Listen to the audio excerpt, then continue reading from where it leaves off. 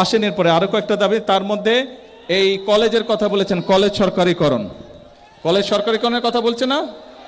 ডান, হয়ে গেল সরকারিকরণ, যান বলে দিলাম ইনশাল্লাহ হয়ে গেল, ইনশাল্লাহ সরকারিকরণ হয়ে গেল, কয়েকদিনের মধ্যে কাগজ ইনশাল্লাহ চলে আসবে, সরকারিকরণ হয়ে গেল।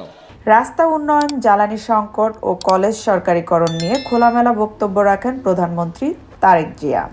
তিনি তার নিজ এলাকায় এক জনসভায় বক্তব্য রেখে বলেন, দেশের অর্থনৈতিক ব্যবস্থা এবং স্থানীয় দাবি নিয়ে গুরুত্বপূর্ণ কিছু কথা তুলে ধরেন।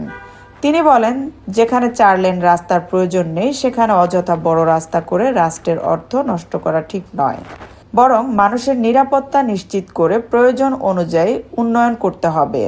তারেক জিয়া আরও বলেন, মধ্যপ্রাচ্যের যুদ্ধ পরিস্থিতির কথা তুলে ধরে তিনি জানান, যুদ্ধের কারণে জ্বালানি আমদানি ব্যাহত হচ্ছে এবং তেল, ডিজেল ও পেট্রোলের দাম বেড়ে যাওয়ায় রাষ্ট্রকে অতিরিক্ত ব্যয় বহন করতে হচ্ছে। তিনি আরও বলেন, রাষ্ট্রের অর্থ আসলে জনগণের অর্থ, তাই উন্নয়নের সিদ্ধান্ত নিতে হবে হিসাব করে। স্থানীয় একটি কলেজ সরকারিকরণের দাবিতে তিনি আশ্বাস দেন যে শীঘ্রই এ বিষয়ে প্রয়োজনীয় কাগজপত্র সম্পূর্ণ হবে। এছাড়া তিনি বলেন, শুধু একটি এলাকা নয়, সারা দেশের উন্নয়ন নিশ্চিত করাই সরকারের লক্ষ্য। রাষ্ট্রের অর্থ কাদের? আপনাদেরই তো অর্থ, এই অর্থ আপনাদের। সেই জন্য আমাদেরকে বিবেচনা করতে হবে যে কোন রাস্তাটা 4 লেন করা প্রয়োজন, কোন রাস্তাটা 2 লেন করা প্রয়োজন।